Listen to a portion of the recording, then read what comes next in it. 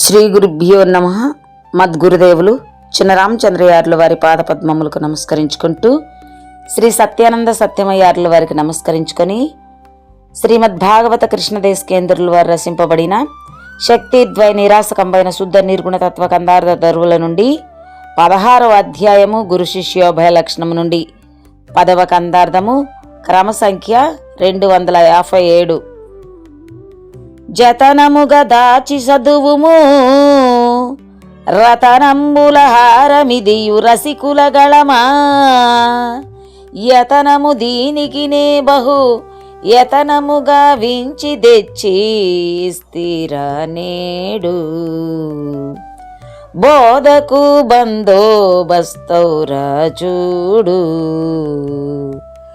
రతనాలెట్లౌ రాళ్ళు రతనాలంచని అంటే, రతనాలి పద్యాలే రసికులెరిగెదారివి నీకిస్తీర నేడు, బోధకు బందోబస్తౌరా చూడు. శ్రీ గురుభ్యో నమః. ఆత్మానాత్మరహితం అచల పూర్ణోపదేశికం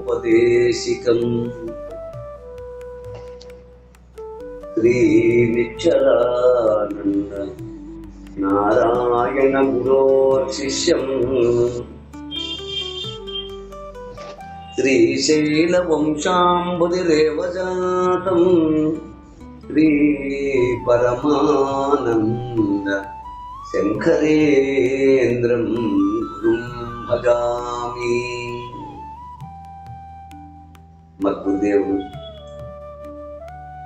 శ్రీ శ్రీ పరమానంద శంకర నారాయణ స్వామి వారి పాదపద్మములకు నమస్కరించుకుంటూ శ్రీమద్భాగవత కృష్ణదేశికేంద్ర ప్రభువులచే విరచితమైన శక్తిద్వయ నిరాసకమైన శుద్ధ నిర్గుణ తత్వ కందార్థ దరువులు 16వ అధ్యాయము గురు శిష్య ఉభయ లక్షణము నుండి ఈరోజు మనము 10వ కందార్థాన్ని విచారించుకుంటున్నాము. అంటే క్రమ సంఖ్య 257. అంటే క్రిందటి కందార్థంలో ఈ భూమి పైన ఎంతటి వానికైనా తన భార్య అందచందములు, తన కుమారుల సద్గుణములు, తన సంపద గాని, తన పెరటి అందలి వనమూలిక, తన గ్రామములో ఉన్న బ్రహ్మజ్ఞాన సత్పురుషులు తనకు గొప్పగా కనిపించునా అంటే కనపడురు. ఎలా అంటే ఇంద్రుడు చక్కని భార్యను కలిగి ఉండి కూడా అహల్యను కామించి అనేక శాపమునకు దుఃఖములకు గురవుతున్నారు అంటూ మనము క్రిందటి కందార్థములో విచారించుకున్నాము. ఇక తద్విధంగానే 16వ అధ్యాయము గురుశిష్య ఉభయ లక్షణములో ఈరోజు మనము 10వ కందార్థాన్ని విచారించుకుంటున్నాము. అంటే క్రమ సంఖ్య 257. ఈ పద్యము అంటే ఈ కందార్థము గురువు ఆజ్ఞానువర్తనం. అంటే అర్థం ఏంటి అంటే ఈ గ్రంథము పద్యములు రత్నముల హారమనియు ఆ కంఠమున ధరించుమనియు అనగా కంఠస్థము చేయమనియు అట్లు చేసిన సో జ్ఞానము ఆరుడమగనని ఈ కందార్థ భావములో తెలియజేస్తున్నారు. కనుక గురువు ఆజ్ఞానువర్తనము, గురువు చెప్పినట్లుగా నడుచుకుంటూ ఆ విధముగా తెలియజేస్తున్నట్లు కనపడుతుంది మనకి. ఏమని అంటే, జతనముగా దాచి చదువుము, జతనముగా దాచి చదువుము, రతనమ్ముల హారమిదియు రసికులు గలమా.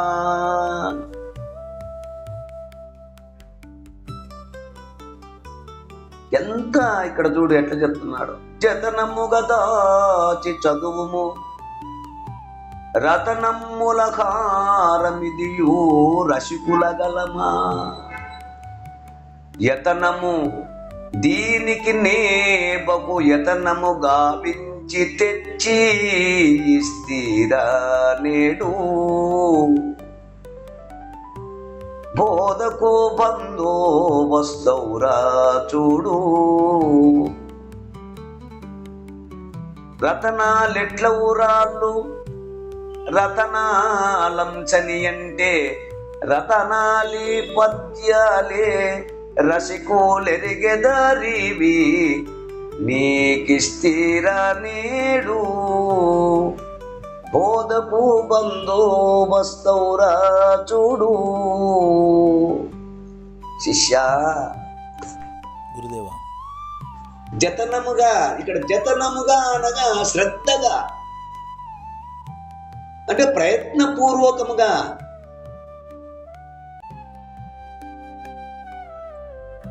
దాచి అంటే అంతఃకరణ యందు ఇముడ్చుకొని చదువుము, మననము చేయము.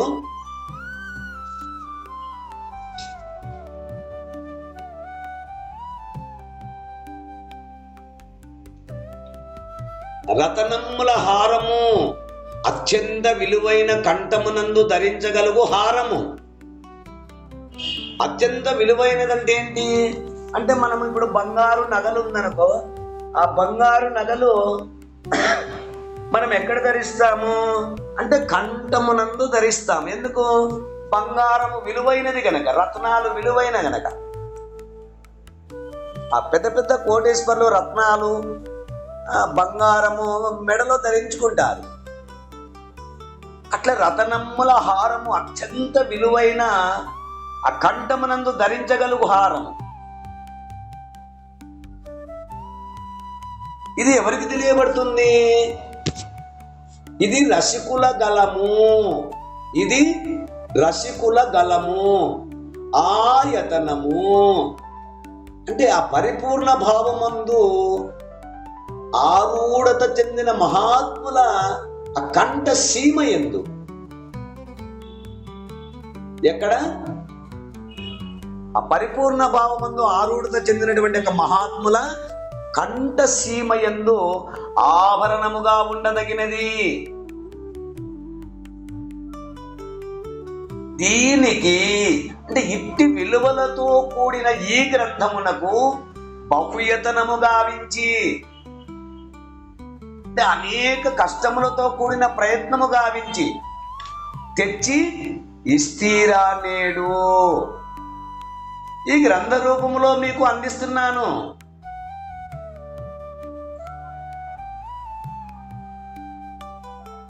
బోధకు బందోబస్తవురా అంటే వస్తునిచ్చే పూర్వకమైన పరిపూర్ణ బోధకు కట్టుదిట్టమైన రక్షణ కవచము ఈ గ్రంథము.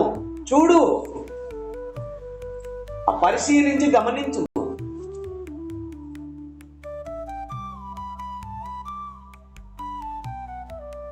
అంటే ఈ గ్రంథమును భద్రపరుచుకొని శ్రద్ధగా ప్రయత్నము చేసి కష్టపడి చదువుకొను.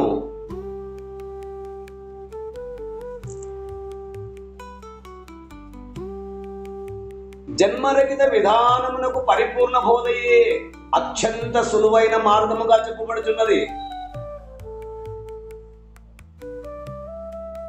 ఎట్టి సాధనల చేతను సాధ్యము కాక ఆ వస్తునిచ్చే పూర్వకమైన ఆ గురు ప్రబోధ ద్వారా మాత్రమే, గురు కృప ద్వారా బోధనా పద్ధతి చేతనే భ్రాంతిరహిత విధానము కలిగించుటకు వీలై ఉన్నది.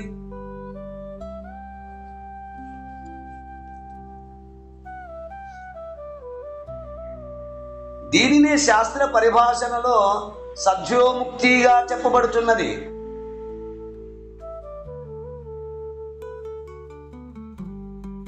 అందుకే 1వ కన్నార్థములో మనకు సభా విజ్ఞాపన 1వ కన్నార్థములో జనులార జనన మరణములను అనే మొట్టమొదటి కన్నార్థములోనే అప్పుడే వారలెప్పుడు కంటే అంటూ మనకు సంబోధించారు.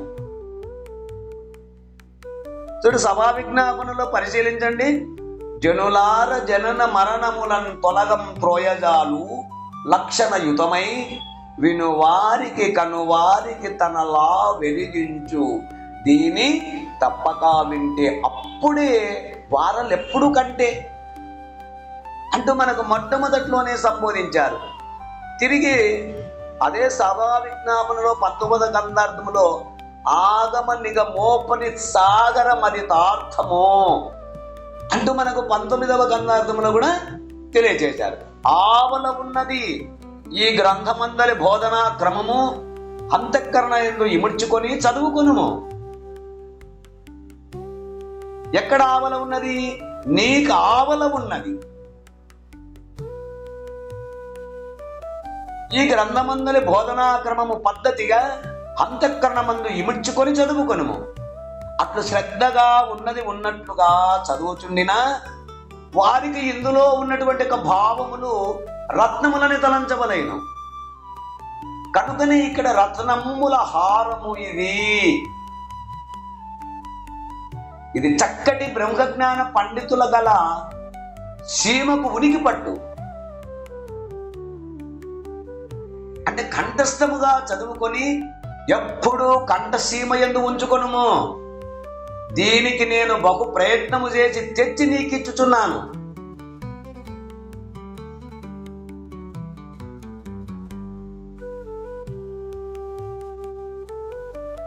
ఆ వస్తునిశ్చయ పూర్వకమైన పరిపూర్ణ బోధకు కట్టుదిట్టమైన రక్షణ కవచము ఈ గ్రంథము. చూడు, పరిశీలించు, గమనించు.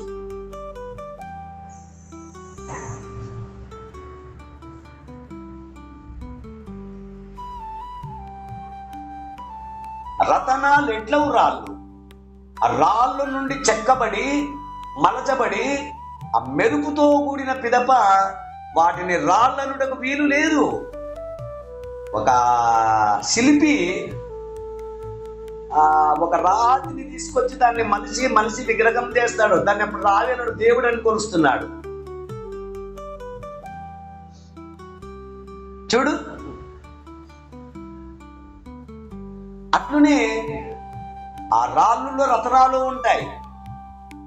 ఆ లావుగా బాగా గుండుగా పెద్ద రతనము కలిగినటువంటి నీలం రాయిని తీసుకొచ్చి దాన్ని చిన్నగా మిషన్లో పెట్టి చిన్నగా కూర్చి ఆ బంగారులో రతనాలను జోడించి పెడతాడు. నవరత్నాలు అంటాము.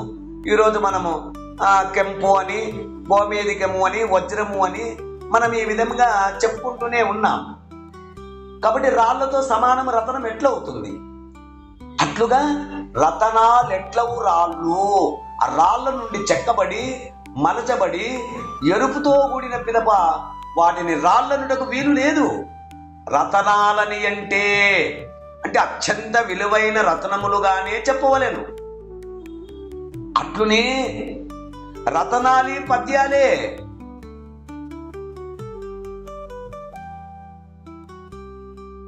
అట్టి లక్షణము కలిగిన రతనములతో సమానమైన ఈ పద్యములు ఇవి ఎవరెరుగుతారు? ఎవరికి తెలుస్తాయి? రసుకులెరిగెదరివి. ఈ పద్యాల యొక్క విలువ ఎవరికి తెలుస్తుంది? రసికులెరిగెదరివి. అంటే పరిపూర్ణ బోధ యందు గురుమూర్తి ద్వారా విచారణ చేసి ఆరూఢత చెందిన వారు మాత్రమే ఈ అంశములు గ్రహించగలరు. ఇతరులకు తెలియ సఖ్యము కాదు. అంటే మూర్ఖులు. ఇవి రాళ్ళు రతనాలు కావు అంటారు. అట్లనే రసికులైన వారు వీరిని ఈ పద్యములను రత్నములుగానే గ్రహించెదరు. రసికులు అనగా ఈ గ్రంథ భావమును చక్కగా గ్రహించిన వారు. అంటే రహస్య రూపమైన బ్రహ్మతత్వమును తెలిసిన వారు.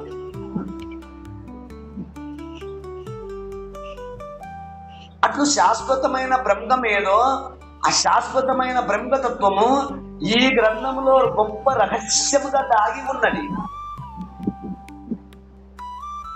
కనుక ఈ గ్రంథభావమును చక్కగా గ్రహించిన వారే అట్టివారే దీన్ని తెలుసుకొనగలరు అంటూ మనకు ఈ గంధార్థ భావాన్ని మీరు కూడా అందుకుంటారని కోరుకుంటూ, ఎందుకంటే మనం సహజంగా అనుకుంటూ ఉంటాం బంగారు విలువ ఎవరికి తెలుస్తుంది అంటే కంసలు వానికి తెలుస్తుంది. చెప్పుల విలువ ఎవరికి తెలుస్తుంది అంటే చెప్పులు కుట్టేవాడికే తెలుస్తుంది, కానీ మేత మేసేవాడికి ఎలా తెలుస్తుంది అన్నట్లుగా మనకు ఇక్కడ కూడా ఆ గురుమూర్తి ద్వారా చక్కగా సద్గురుమూర్తిని ఆశ్రయించి ఆ సద్గురుమూర్తి ద్వారా ఆశాంతము ఈ గ్రంథము అన్నట్లుగా మొదటి నుంచి చివరి వరకు చక్కగా ఈ పద్యములను విచారణ చేసి అందులో మర్మము, ఆ పద్యములలో ఉన్నటువంటి మర్మములో ఉన్నటువంటి ధర్మము అంటే వాచ్యార్థము, లక్ష్యార్థము, మరి ఈ విధమైనటువంటి భావార్థము, విశేషార్థమును, రహస్యార్థమును ఎవరైతే గురుమూర్తి ద్వారా తెలుసుకుంటారో అట్టి వారికే ఈ రహస్యములు తెలియబడును, గాని ఇతరులకు తెలియబడదు. గ్రంథము చదివినంత మాత్రమున, ఈ విధముగా ఉపన్యాసములు విన్నినంత మాత్రముననే ఈ బోధ అర్థం కాదంటూ మనకు చక్కటి ఇక్కడ విషయాన్ని మనకు ఈ పద్యము ద్వారా అందించారు. ఈ కన్నార్థ భావాన్ని మీరు కూడా అందుకుంటారని కోరుకుంటూ జై గురుదేవ. జై గురుదేవ. జై గురుదేవ. జై గురుదేవ. జై గురుదేవ. జై గురుదేవ.